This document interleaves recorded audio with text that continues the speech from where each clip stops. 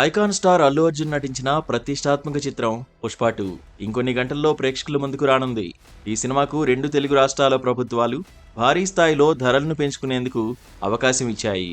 పుష్ప 2 టికెట్ల ధరలపై ప్రభుత్వం ఇచ్చిన అనుమతిపై కోర్టుల్లో కేసులు సైతం నమోదవుతున్నాయంటే టికెట్ల ధరలు ఏ స్థాయిలో ఉన్నాయో అర్థం చేసుకోవచ్చు.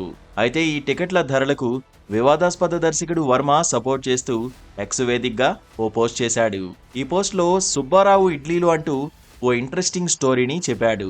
పుష్ప 2 టికెట్ల ధరలను సపోర్ట్ చేస్తూ ఆర్జీవీ చేసిన పోస్ట్ ప్రస్తుతం సోషల్ మీడియాలో తెగ వైరల్ అవుతోంది. అయితే నెటిజన్లు కూడా వర్మకు అదే స్థాయిలో కౌంటర్స్ వేస్తున్నారు. ఇడ్లీ కథనే ఉదాహరణగా చెబుతూ తేడా కొడితే దుకాణం మూసుకోవాల్సిందే అంటూ వర్మపై నెటిజన్స్ కౌంటర్స్ సంధిస్తున్నారు.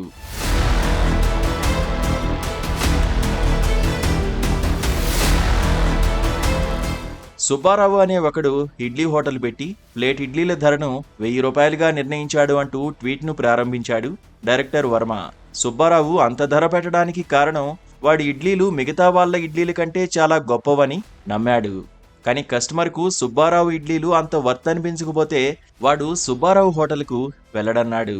దాంతో నష్టపోయేది సుబ్బారావు ఒక్కడే తప్ప ఇంకెవరూ కాదని కామెంట్ చేశాడు.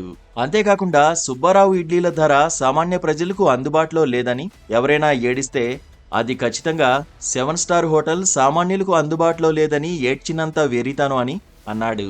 ఒకవేళ 7 స్టార్ హోటల్లో అంబియన్స్ కి మనం ధర చెల్లిస్తున్నామని వాదిస్తే పుష్ప 2 విషయంలో ఆ 7 స్టార్ క్వాలిటీ అనేది ఆ సినిమాయే అంటూ కామెంట్ చేశాడు వర్మ.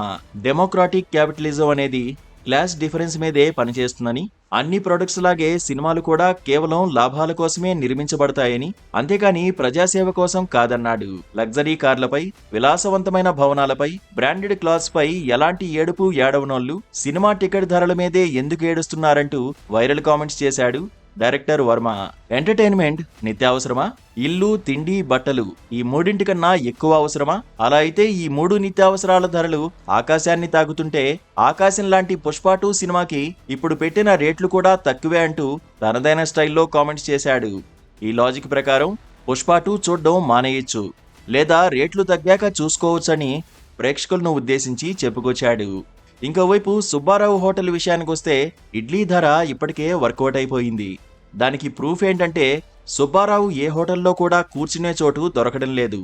ఆ రేంజ్లో పుష్ప 2 అన్ని సీట్లు బుక్ అయ్యాయంటూ ముక్కుసూటిగా ట్వీట్ చేశాడు వర్మ.